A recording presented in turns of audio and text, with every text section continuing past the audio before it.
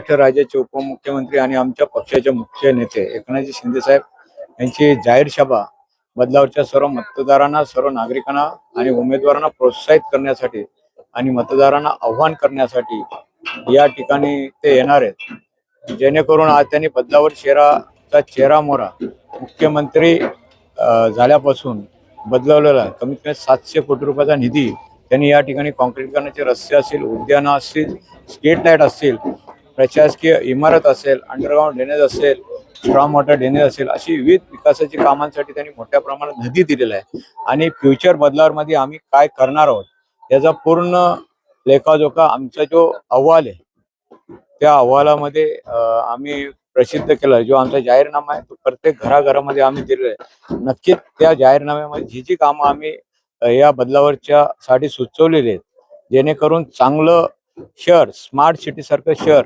हे आम्हाला बदलावर नगरपालिकेला करायचंय। आणि नक्कीच एकनाथजी शिंदे साहेब उद्या त्यांच्या वाणीतनं सर्व लोकांना संबोधित करून या बदलावरचा विकासाचा आलेख उंच करण्यासाठी प्रयत्न करतात। कालच इथे बदलापूरमध्ये सीएमची सभा झाली। त्यांच्या असं बोलण्यात येतं की खूप मोठी सभा होती। आता डीसीएम साहेबांची सभा होते, काय सांगा? बघा, आम्ही महायुतीतले दोन्ही नेते आहेत, त्यांच्यावर बोलणं मी योग्य नाही। जितकं शिंदे साहेबांबद्दल माझा आदर आहे तेवढाच माझा छोटा भाऊ सुद्धा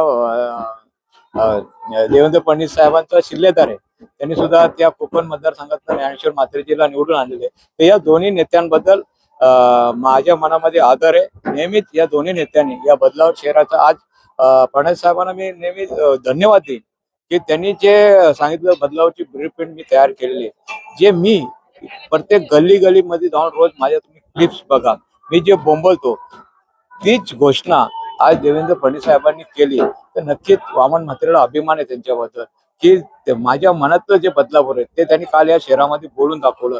आणि नक्कीच ही बदलावरी जनता, जरी आम्ही वेगवेगळं लढत असलो तर या दोन्ही नेत्यांच्या नेतृत्वाखाली हे बदलापूर शहर विकासाकडे नेण्याचं काम या शिवसेनेचे एक हाती सत्ता आल्यानंतर आमचं सर्व नगरसेवक आणि नगराध्यक्ष विना म्हात्रे आणि त्यांचं मॉनिटर म्हणून वामन म्हात्रे करेल। कडू बोल वृत्तवाहिनी, सत्याचा कडवट आवाज।